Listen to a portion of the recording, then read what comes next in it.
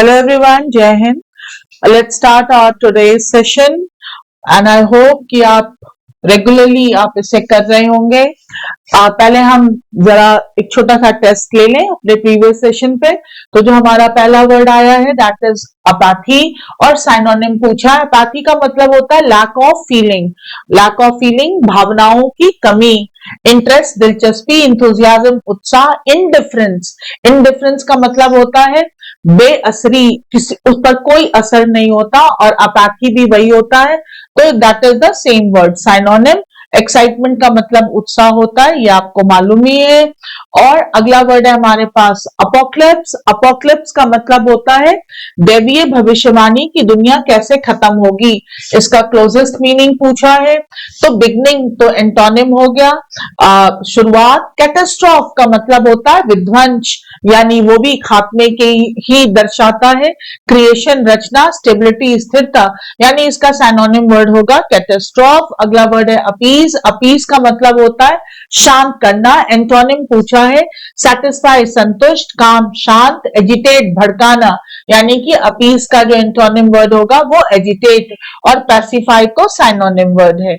अगला वर्ड है हमारे पास अफोरिज्म, दैट इज शुक्ति, यानी कि कम बातों शब्दों में अगर हम सटीक बात कह दें दैट इज कॉल्ड अफोरिज्म। और इसका पूछा है एंटोनिम। कॉन्साइजनेस तो वही होता है संक्षिप्त। क्लैरिटी स्पष्टता। वर्बोसिटी, जब आप जरा सी बात कहने के लिए बहुत सारे वर्ड का यूज करते हो दैट इज कॉल्ड वर्बोसिटी। तो इसका जो एंटोनिम वर्ड होगा वो वर्बोसिटी ही होगा। नेक्स्ट वर्ड है हमारे पास अपोक्रिफल, देवीय भविष्य फिक्टिशियस कहानी, काल्पनिक कहानी। और इसका ऑपोजिट वर्ड पूछा है तो ऑथेंटिक का मतलब होता है यानी कि जो सच हो, दैट इज कॉल्ड ऑथेंटिक। तो यही होना चाहिए। बाकी वर्ड देख लीजिए, फैब्रिकेटेड मनगढ़ंत, इमेजिनरी काल्पनिक, और डूबियस संदेहात्मक। अपोक्रिफल का जो ऑपोजिट वर्ड है दैट इज ऑथेंटिक। चलिए हम अपने आज के सेशन पे चले।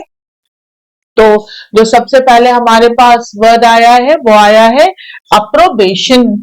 अप्रोबेशन का मतलब होता है अप्रूवल। नाउन है ये, पार्ट ऑफ स्पीच में, और इसका मतलब होता है जब आप किसी चीज को अप्रूव कर देते हो कि हाँ भाई ये करो, that is called approval. That is approbation. उस चीज में हमारा समर्थन है, हम उसको सपोर्ट करते हैं, इसीलिए हम उसको अप्रूवल दे देते हैं, दैट इज कॉल्ड अप्रोबेशन।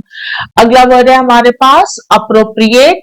अब यहां पर थोड़ा सा ध्यान देंगे, ये वर्ड दो पार्ट में बढ़ जाता है। अगर ये वर्ब होता है अप्रोप्रिएट तो इसका मतलब होता है बिना मांगे ले लेना, to take without permission is called appropriate.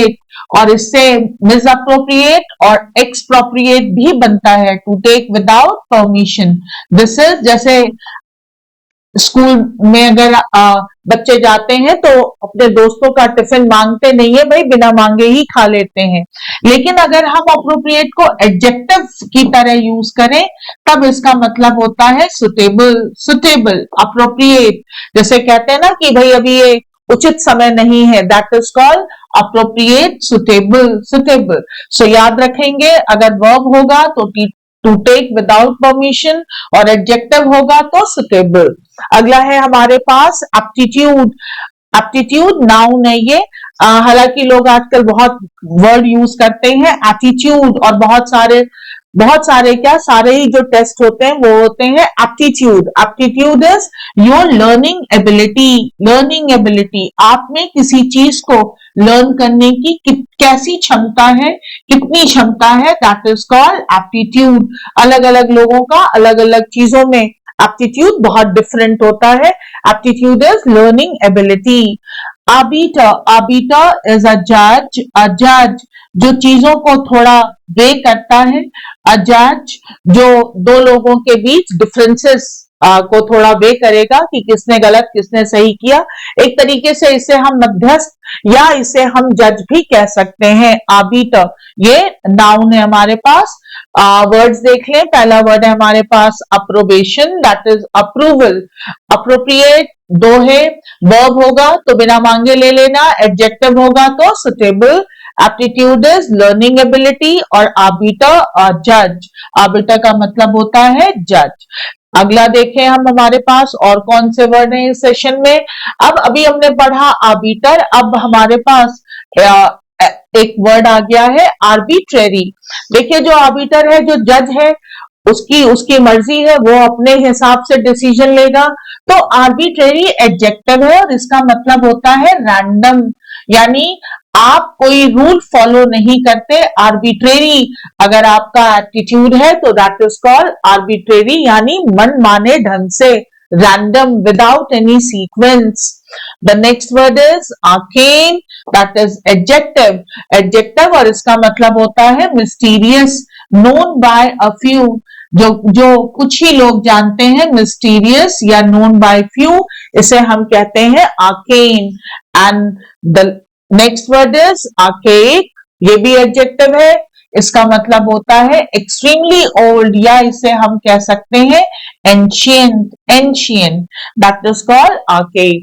पहला वर्ड है हमारे पास arbitrary, that is random, arcane, that is mysterious, and archaic, that is ancient या very old.